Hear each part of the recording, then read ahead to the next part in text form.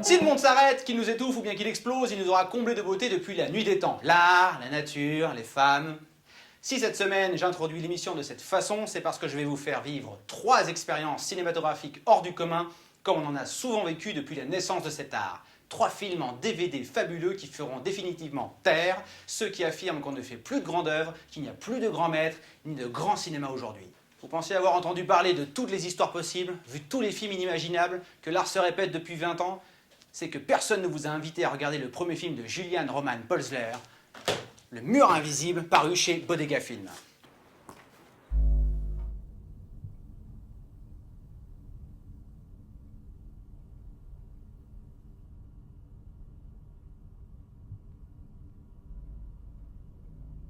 Martina Gedeck, l'héroïne du film La vie des autres, interprète le rôle d'une femme qui se retrouve seule dans un chalet en plein cœur des Alpes autrichiennes, séparée par un mur invisible, au-delà duquel toute l'humanité semble pétrifiée.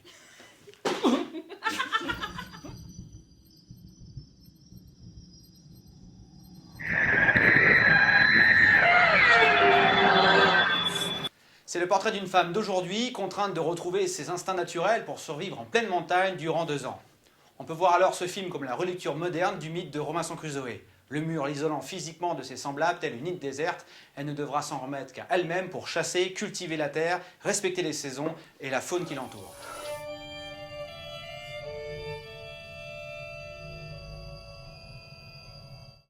Car au-delà de la présence inquiétante de ce mur invisible, c'est une très belle réflexion sur la condition humaine que nous livre le réalisateur.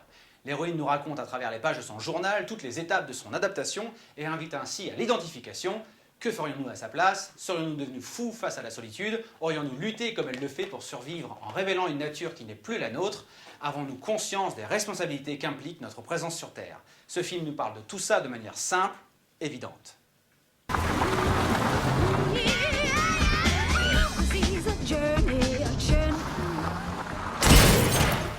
Vous en prendrez plein les yeux avec des paysages de montagnes superbes. Les couleurs et les textures de chaque saison qui s'écoule finiront de vous hypnotiser. On pense à Jeremiah Johnson de Sidney Pollack avec Robert Redford, mais également à La Balade sauvage de Terrence Malick.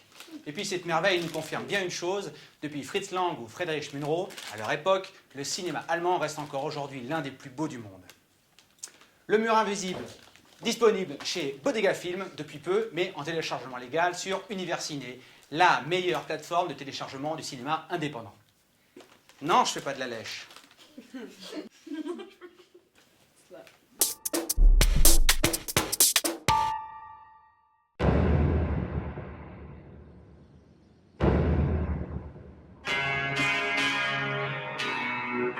En parlant de fin du monde, 4h44, dernier jour sur Terre d'Abel Ferrara est l'une des variations cinématographiques les plus intelligentes qui soit sur l'arrivée imminente de l'apocalypse. Si le mur invisible pose la question de ce qui fait de nous un être humain, le film de Ferrara nous en donne la réponse avant que la catastrophe n'arrive. 4:44 a.m. Tomorrow morning, there will be no survivors. The world will end. Abel Ferrara n'est pas mort. Ce film est peut-être ce qu'il a fait de mieux depuis Bad Lieutenant en 92.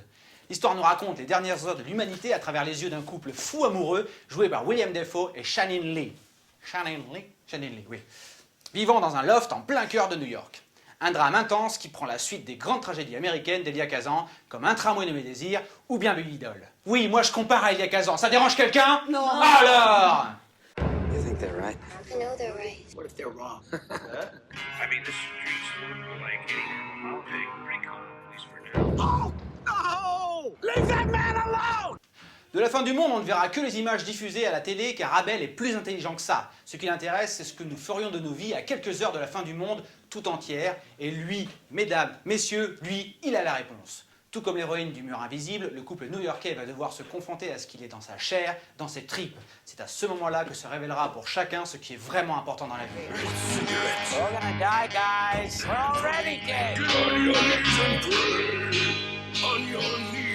Et Ferrara le dit sans détour, la vie humaine c'est la beauté, la danse, l'art, le corps, c'est l'amour, la relation entre les gens, proches ou inconnus.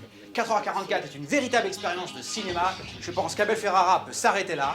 Je ne sais pas ce que ça va donner le film Welcome in New York diffusé sur les plateformes Orange, iTunes ou Filmo TV à partir du 17 mai.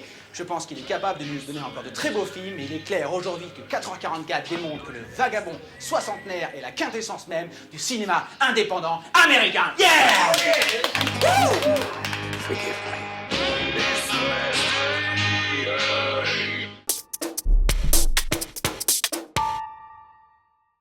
Bon alors écoutez-moi bien. On entend régulièrement parler d'une nouvelle génération de réalisateurs qui bousculent les conventions du cinéma mainstream. Des talents qui rappellent l'insolence et la liberté des grands maîtres du cinéma comme Cassavetes, Woody Allen, etc. Ça donne vachement envie quand même. On t'en parle, t'es content, tu veux les voir, tu te dis je vais enfin pouvoir assister à quelque chose de frais, de nouveau, des types qui n'ont pas froid aux yeux. Et puis les films sortent dans 2 salles, et en plus à Paris. Bon, toi, t'as pas le temps de monter une expédition pour pouvoir trouver une séance et un jour adéquat avec ton pique-nique et ta toile de tente. Tu veux juste te taper un film sympa et qui te prenne pas pour un con. Et puis les films disparaissent à jamais jusqu'à une hypothétique diffusion sur le câble. T'en entends plus parler pendant 1, 2 ans, voire 5 ans.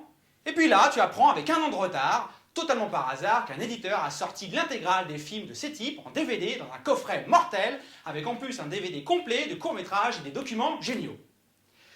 C'est-à-dire que les mecs t'offrent la possibilité d'avoir accès à l'intégralité des œuvres en 3 DVD, un peu comme une édition Pléiade, si vous voulez, et puis il n'y en a qu'un en magasin. Il n'y en a qu'un en magasin. Il est bien rangé au milieu de plein d'autres DVD perdus dans le rayonnage. Si tu fais pas les DVD, titre par titre, comme ça, la tête penchée, sans risquer un torticolis, tu vois rien. Putain, tu vois pas qu'il est là, tu peux pas voir que ce que tu viens chercher, c'est-à-dire le truc différent que tu trouves pas en téléchargement, ni à la télé, qui continue de te passer en boucle le dernier film avec Richard Gere et son chien Hachi. Si, Hachi, crève Hachi. C'est le cas pour le coffret définitif brillant des œuvres des frères Safdie, Benny et Josh Safdie, en 2 films urbains qui sentent bon la vraie odeur de New York. Les 2 frangins implantent les graines d'une future grande carrière. C'est pas parce que tu connais pas que ça n'existe pas.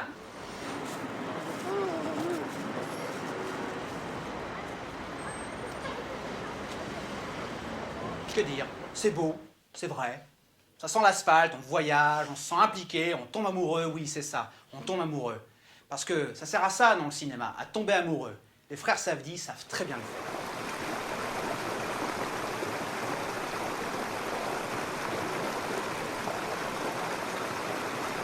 Le plaisir d'être au volet et Lenny and the Kid sont tout simplement magnifiques. Avec la collection des films Mumblecore dont je vous ai parlé il y a quelques semaines, les films des frères Safdie, chefs de file du nouveau cinéma indépendant américain, nous montrent que ça bouge à New York et qu'on n'y fait pas que détruire les tours de Manhattan à tout bout de champ. All right, guys. Up and at 'em. Up and at 'em. All right, come on. Pack your bags, guys. I don't have any bags. Use your school bags. Use your school bags. Just dump them out. We're going upstate, guys. We're going upstate. Évidemment que vous avez raté tous ces films au cinéma. Évidemment que vous n'êtes pas au courant que ça existe. Mais moi, je suis là pour ça. Alors, asseyez-vous, prenez une chips et laissez-moi faire. Oui, une chips. Excuse me, miss? What? Excuse me, what are you doing?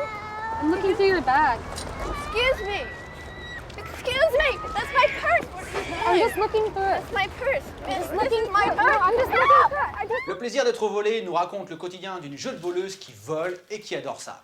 Elle ne voit pas de mal à ça, c'est même un art de vivre pour elle. Not very heavy, but just take it like this, okay? All right, you go watch it for a second, and I'm gonna get it for you. No problem, sir. All right, thanks.